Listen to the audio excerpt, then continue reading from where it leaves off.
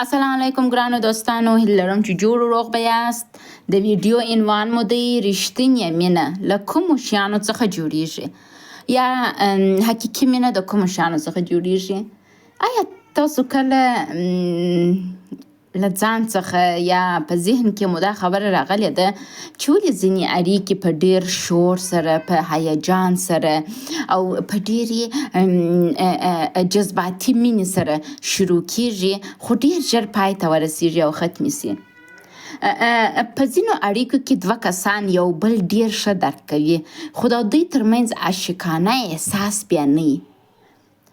او ولې ځینې میړه او ماینې سره له دې چې د مینې د لومړنیو ورځو څخه هیجان کم سوی وي بیا هم کلونه د یو بل ترڅنګ پاتې کیږي؟ مشهور ارواپوه رابرټ سټرنبرګ د دې پوښتنو د ځواب لپاره د مینې مثلثي نظریه وړاندې کړې ده. د مینې مثلثي نظریه مې مخکې هم تاسو ته تشریح کړې وه په دا پلیلیست کې، د سالمې کورنۍ په پلیلیست کې، خو نن یې ډېر په غور او ښه توګه تشریح کوو.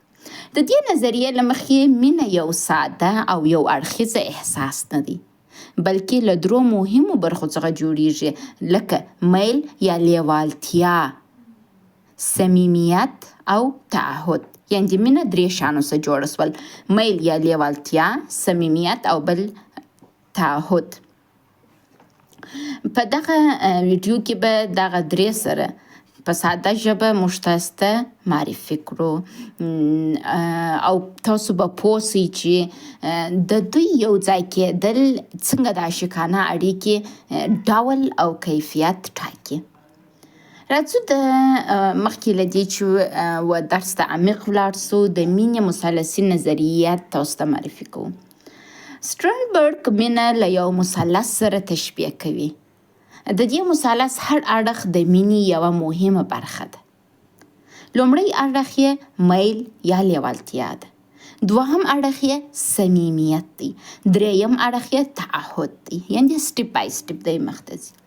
هر څومره چې دا درې اړخونه قوي او متوازن وي په هماغه اندازه عاشقانه اړیکه بشپړه او دوامداره یا اوږده وي. کله دې درو برخو څخه یوه کمزورې یا بیخي نه وي د مینې بڼه تغییر کوي. مینه هغه رقم نه وي لکه څه رقم چې یو رښتینې مینه وي. مثلا کیدای سي د دوو کسانو ترمنځ صمیمیت موجود وي خو عاشقانه میل یا د اړیکې د دوام لپاره جدي تصمیم موجود نه وي. نو یوازې د یو کس خوښول بسنه نه کوي. دا نه ده بس چې موږ فقط یو څوک خوښ کړو، باید وګورو چې دا مینه له کومو برخو څخه جوړه سوې ده. لومړۍ برخه میل یا لیوالتیا. د سټرنبرګ په نظریه کې د مینې لومړۍ برخه میل دی. میل هغو احساساتو او انګیزو ته ویل کیږي چې یو کس د عاشقانه اړیکې پر لور بیایي. په میل کې ځینې شیان شامل دي لکه جسمي جذابیت، جنسي تمایل، عاشقانه هیجان، د مقابل کس د لیدلو شوق، د هغه د نشتون پر مهال خفګان او یادېدل، هغه ته د نږدې کېدو غوښتنه. کله چې موږ یو کس ووینو او د هغه حضور موږ ته هیجان، خوښي یا د زړه چابک دربېده پیدا سي، د دې تجربې یوه برخه له میل سره تړاو لري چې ته دغه کس ته میل لري. خو میل یوازې په جنسي کشش پورې محدود نه دی. سټرنبرګ باور لري چې د عزت نفس، نږدېوالی، د زړه د خبرو شریکول او له یو کس سره د تړاو احساس هم له دې برخې سره اړیکه لري. میل کوم احساسات په خپل ځان کې رانغاړي؟ میل اکثره له قوي احساساتو سره مل وي. یو کس کېدای سي د خپل محبوب د لیدلو یا د هغه په اړه د فکر کولو پر مهال بیلابیل احساسات تجربه کړي، لکه هیجان، هیله او آرزو، ستاینه، شوق، خوښي، خوشحالي، شرم، عاطفي، زیانمندېده، یعنې په عاطفي توګه ته ضرر وکړي، د مقابل کس د لاسه ورکولو ویره. مثلا یو عاشق کس ښایي تل د خپل خوښ کس پیغام ته انتظار واوسیږي او اوس به میسیج وکړي، د هغه په لیدو خوشحاله سي او د هغه د نشتون پر مهال ځان خفه احساس کړي. دا خبرګونونه ښکاره کوي چې د مینې هیجاني برخه فعال شوې ده. آیا میل یوازې جسمي کشش دی؟ جواب یې چیش دی؟ نه نه نه نه. جسمي کشش د میل یوه برخه کیدای سي، خو ټول میل نه دی. کله کله یو کس د بل چا د شخصیت، پر ځان باور، د خبرو طریقې، مهرباني یا په خاص توګه د هغه نفر د چلند له امله پر هغه کس باندې جذب سي. خو د مینې او لیوالتیا سرچینه همیشه یوازې ظاهري ښکلا نه ده ګرانو دوستانو. خو په عاشقانه مینه کې معمولا جسمي جذابیت او جنسي میل هم خپل نقش لري. کېدای سي په نارینه‌وو کې دا برخه تر ښځو زیاته ښکاره سي، خو دا په دې معنا نه ده چې ښځې میل نه لري. د میل اندازه او د هغه د څرګندولو طریقه د بېلابېلو کسانو تر مابین فرق کوي. هر انسان منحصر به فرد دی. د میل یو مثال به تاسو ته ووایم. فرض وکړئ احمد او مریم تازه سره پیژندلی دي. احمد تل د مریم لیدلو ته لیوالی، او کله چې د هغې پیغام ورته راسي، میسیج ورته راسي، ډېر خوشحاله او هیجاني کېږي. مریم هم د احمد له حضور څخه خوند اخلي، او کله چې هغه نه وي یادوي او ډېر یې ورپه یادېږي. په دې پړاو کې د دوی د اړیکې لویه برخه پر هیجان، جذابیت او شوق ولاړه ده. خو لا تر اوسه معلومه نه ده چې دوی یو بل څومره ژور پیژندلی سي. آیا د اوږدې مودې لپاره د دې اړیکې د دوام تصمیم لري که نه؟ نو میل کولی سي عاشقانه اړیکه پیل کړي، خو یوازې میل د اړیکې دوام نسي تضمینولی.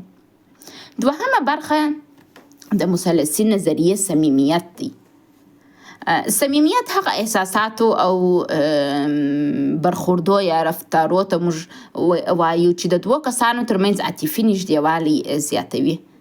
په صمیمیت کې ځینې شیان شامل دي، لکه د یو بل درک کول، عاطفي ملاتړ کول، باور کول، صادقانه اړیکه ساتل، د احساساتو او تجربو شریکول، د یو بل اړتیاو ته پام کول، د نږدېوالي او آرامۍ احساس کول، مقابل کس ته ارزښت ورکول.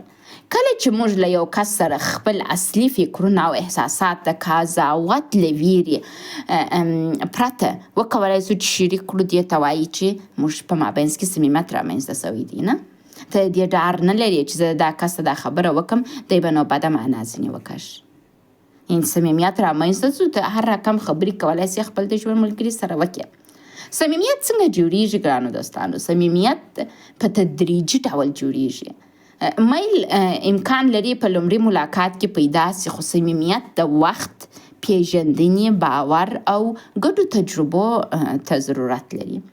دوه کسان هغه وخت یو بل ته د نږدېوالي احساس کوي چې هغه وخت چې د یو بل خبرو ته په پوره فکر سره غوږ ونیسي، د یو بل احساسات جدي وګڼي، په سختو شرایطو کې د یو بل ملاتړ وکړي، خپل رازونه او غمونه له یو بل سره شریک کړي، د یو بل پر بریالیتوب باندې خوشحاله سي، له یو بل سره حقیقي واوسیږي، رښتینی واوسیږي، درواغ ونه وایي، د یو بل نیمګړتیاوې وپیژني او بیا هم یو بل ته احترام ولري. هر انسان نیمګړتیا لري، داسې نه دی چې انسانان پوره دي. اوس بل یو سوال پیدا کیږي چې صمیمیت یعنی یو کس احساس وکړي چې دا زما مقابل نفر دغه شی ویني، خبرې یې اوري او احساسات یې درک کیږي، دغه یعنی صمیمیت. اوس موږ وایو چې آیا صمیمیت یوازې په عاشقانه اړیکو کې دی که یا په غیر عاشقانه اړیکو کې هم شته؟ موږ وایو نه، صمیمیت خامخا د عاشقانه مینې معنا نه لري. کېدای سي د دوو نږدې ملګرو، د کورنۍ د غړو، دوو خویندو یا ورونو ترمنځ ژور صمیمیت رامنځته یا هم موجود وي. هغوی ښایي یو بل خوښ کړي، پر یو بل باور وکړي او خپل احساسات یو بل سره شریک کړي، خو دوی ترمنځ عاشقانه میل اصلا موجود نه. نو صمیمیت یو عاطفي برخه ده، خو هغه وخت د عاشقانه مینې برخه ګرځي چې له میل یا تعهد سره یو ځای سي. یعنی میل حتما باید پکشي کی، تعهد هم یې. بیا نو موږ دې ته عشقي صمیمیت وایو. د صمیمیت یو مثال به تاسو ته ووایم. تاسو فرض وکړئ مریم ډیره سخته ورځ تیره کړې ده، ډیره ستړې ده، له احمد سره خبرې کوي او خپلې د اندېښنې خپل غمونه ورسره شریکوي. احمد پرته له دې چې مریم ملامته یا قضاوت کړي د هغې خبرو ته غوږ نیسي، احساسات یې درک کوي او ډاډ ورکوي چې د هغې تر څنګ ولاړ دی. مریم هم احساس کوي چې پر احمد باور کولی سي او د هغه په حضور کې خپل اصلي شخصیت پټولو ته اړتیا نه لري. دا ملاتړ، باور او متقابل درک د صمیمیت نښانې دي. درېیمه برخه چې شته تعهد دی. د مینې د مثلث درېیم اړخ تعهد دی. تعهد دوې برخې لري. لومړی د لنډې مودې هغه تصمیم چې یو کس مني له یو بل چا سره مینه لري. اول چې دا ومنل چې د دا نفر سره مینه لرم. دوهم د اوږدې مودې هغه تصمیم چې غواړي اړیکه وساتي او د هغې د دوام لپاره هڅه وکړي. تعهد تر دې چې یو هیجان وي ډېر یو پوهېدلی او شعوري تصمیم دی. فرد تصمیم نیسي چې خپله اړیکه جدي وګڼي او د هغې د ساتلو لپاره هڅه وکړي. په ساده ژبه تعهد یعنی یو کس ووایي ما دا اړیکه انتخاب کړې ده او د ساتلو مسؤلیت یې منم. د تعهد او عاشقانه احساس فرق په چیش کې دی. احساسات تل په یوه حالت کې نه پاتې کیږي. کیدای سي د هیجان او لیوالتیا شدت په بېلابېلو ورځو کې تغییر وکړي. کله میړه او میینه ډیر خوشحاله وي او کله اختلاف سره پیدا کوي. ځینې وختونه یو بل ته ډیر نږدې احساس کوي او کله د ژوند د فشارونو له امله یو څه لرې کیږي. تعهد په دې معنا نه دی چې انسان به هیڅکله خفه، ستړی یا ناامیده کیږي نه. تعهد یعنی سره له دې بدلونونو دواړه کسان د ستونزو، د مشکلاتو د حل او د سالمې اړیکې د ساتلو لپاره هڅه وکړي. تعهد باید د تاوتریخوالي، سپکاوي، خیانت یا ضرر رسونکو اړیکو د زغملو په معنا نه وي. سالم تعهد له احترام، امنیت او مسؤلیت منلو سره ملګری او ستاسو ژوند ته راځي. د مثال په توګه د تعهد یو مثال به درته وایم. فرض وکړئ احمد او مریم تر یو څه وخت وروسته د واده تصمیم نیسي. دوی مني چې ګډ ژوند به تل اسانه نه وي. کله چې اختلاف پیدا کړي د دې پر ځای چې سمدستي اړیکه ختمه کړي، د خبرو، احترام او همکارۍ له لارې د ستونزې د حل هڅه کوي. دا زما دوهم میړه کله چې زموږ مشکلات ډېر سول د ځان رخشان کوي، په خسرګنۍ کې ځان سپک کوي. ما کوشش وکړل د خبرو او د احترام د لارې د مشکلات حل کړم، خو د نه حلول. کله چې مې د طلاق تصمیم ونیوی داسې زارۍ یې راته کولې لکه کوچنۍ چې و مور ته زارۍ کوي. خو په بل اړخ کې بیا چې کوئ تلئ زما تر شا زما غیبت کوئ، زما غیبت بیا خلکو ته کوئ، هلته بیا پټ ماته زارۍ کولې چې معنا ته تر طلاق تېره سي. دا کارونه باید په روابطو کې نه وي. دلته د مریم و احمد د راتلونکي لپاره پلان جوړوي، ګډ مسؤلیتونه مني او په سختو حالاتو کې د یو بل تر څنګ درېږي. د اړیکې د ساتلو او دوام لپاره شعوري تصمیم ته تعهد ویل کیږي. ښه، دا په یاد ولرئ. د مینې درې برخې د انسان د روان له کومو اړخونو سره تړاو لري یا د انسان د رواني سیستم. د ارواپوهنې له نظره میل، صمیمیت او تعهد د انسان د روان له درو مختلفو اړخونو سره تړاو لري. میل د مینې هیجاني او انګیزشي برخه ده. انګیزشي یعنی ډرایو. ښه، صمیمیت د مینې عاطفي او چلندي برخه ده. عاطفه چې په کم حالت کې ده. تعهد د مینې فکري او تصمیم نیونکي برخه ده. خو دا درې برخې په کامل ډول یو له بل څخه جلا نه دي. احساسات، فکرونه او زموږ رفتارونه پر یو بل باندې تاثیر کوي. د مثال په توګه د صمیمیت زیاتېدل کولی سي میل زیات کړي. که ته هر څومره د مېرمنې سره ښه صمیمي کېږې، ستا مېرمن تا ته ښه تحریک کېږي. هر څومره چې ته میړه سره صمیمي کېږې، ستا میړه تا ته ښه تحریک کېږي. تعهد هم امنیت پیدا کولی سي او د صمیمیت د زیاتېدو سبب هم کیږي. یعنې تعهد چې په رابطه کې درلودی امنیت ډیر سي، صمیمیت هم ډیر سي. کامله مینه څنګه رامنځته کیږي؟ راځو دا سوال ته جواب ورکړو. د سټرنبرګ د نظریې له مخې کله چې میل، صمیمیت او تعهد درې واړه په یوه اړیکه کې په کافي اندازه پیدا سي، بشپړه مینه یا ارماني مینه رامنځته کیږي، آیډیال مینه رامنځته کیږي. په داسې اړیکه کې دوه کسان یو بل ته کشش او لیوالتیا پیدا کوي، عاطفي پلوه یو بل ته نږدې، یو بل درک کوي او ملاتړ یو د بل کوي او د اړیکې د دوام لپاره په شعوري تصمیم نیسي. دا ډول مینه ډیره ښه او کامله ښکاري، خو جوړول او په ځانګړي ډول ساتل یې ډیر ډیر ډیر سخت کار دی. کیدای سي د اړیکې په شروع کې میل ډیر قوي وي خو صمیمیت او تعهد کمزوري. که د وخت په تیریدو دوه کسان یو بل ښه وپیژني او د اړیکې د دوام تصمیم ونیسي، صمیمیت او تعهد یې هم وده کوي. آیا هر ښکلی کس رښتینی مینه پیدا کولی سي؟ یو عام باور دی چې هر څومره چې ښکلی یې هغومره خلک ژر در باندې میینېږي. یعنې ښایست د دې سبب کیږي چې پر تا ډیر خلک مین سي.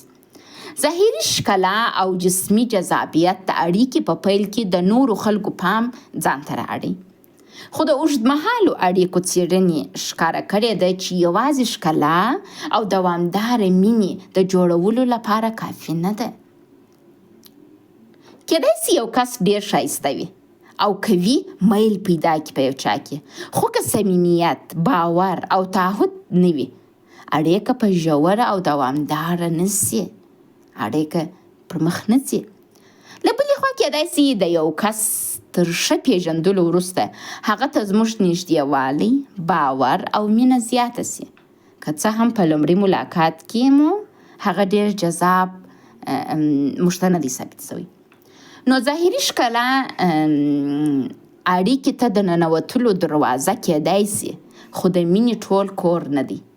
یو دروازه ده و مینې ته د ننوتلو ظاهري ښایست، د ننه په کور کې بیا نورې خبرې سته.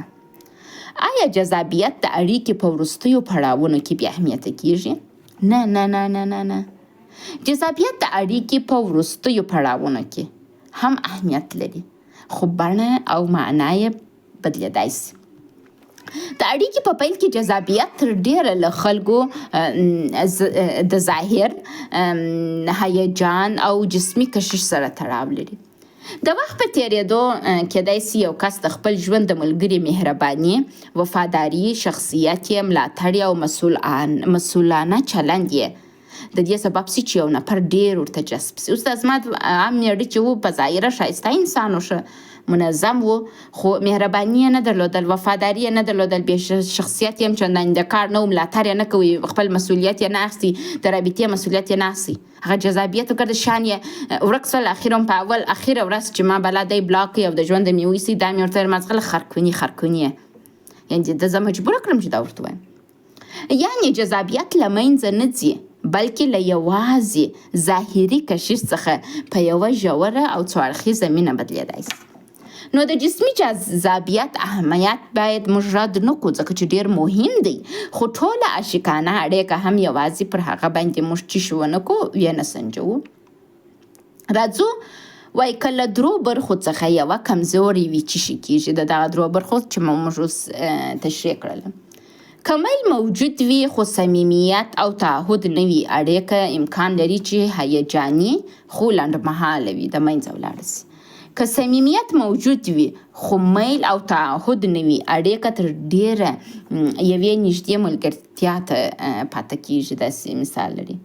که تعهد موجود وي خو میل او صمیمیت له منځه تللی وي، کیدای سي دوه کسان یوازې د مسؤلیت، د کورنۍ د فشار یا له جلاوالي څخه د ویرې له امله یو ځای پاته سي.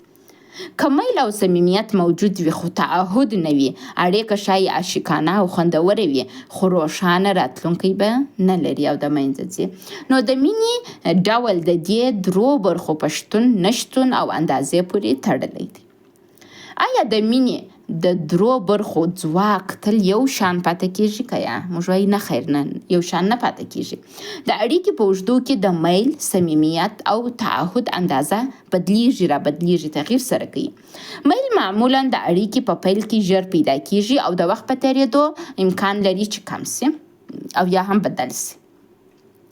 صمیمیت په تدریجي ډول د پیژندنې، خبرو، باور او ګډو تجربو له لارې پیشرفت کوي. تعهد هم اکثره هغه وخت قوي کیږي چې دوه کسان د خپل راتلونکي لپاره تصمیم ونیسي او ګډ مسؤلیتونه ومني. په یوه سالمه اړیکه کې میړه او ماینه باید په شعوري ډول دا درې سره ښه پیاوړي کړي خپل په رابطه کې.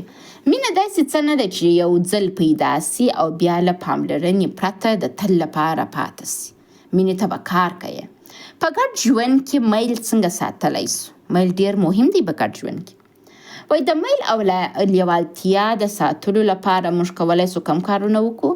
د یو بل لپاره ځانګړی وخت وټاکو، خپل ظاهر او روغتیا ته پام وکړو، اجازه ورنه کړو چې اړیکه مو بیخي یو ډول او ستړي کیدونکې سي.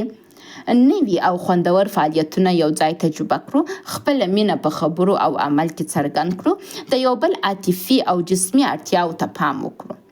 ګورئ زموږ هدف دا نه دی چې د لومړیو ورځو هیجان کټ مټ په هماغه بڼه پاتې سي. باید اجازه ورکړو چې د اړیکې له پیشرفت سره زموږ میل هم پوخ او ژور سي. صمیمیت څنګه زیاتولی سو؟ د صمیمیت د زیاتولو لپاره موږ باید د یو بل خبرو ته په پوره پام سره غوږ ونیسو، خپل احساسات په صادقانه ډول بیان کړو، یو بل ونه رټو او سپکاوی یو د بل ونه کړو، د یو بل اړتیاو او غمونو و اندېښنو ته جدي توګه رسیدګي وکړو. په سختو شرایطو کې د یو بل ملاتړ وکړو، د یو بل پر بریالیتوب یا کامیابۍ باندې خوشحاله سو. د خبرو لپاره خوندي او آرام چاپریال امن چاپریال وټاکو. صمیمیت هغه وخت واده کوي چې دوه کسان وکولی سي خپل اصلي شخصیت د ویرې وهم پرته یو بل ته ښکاره کړي.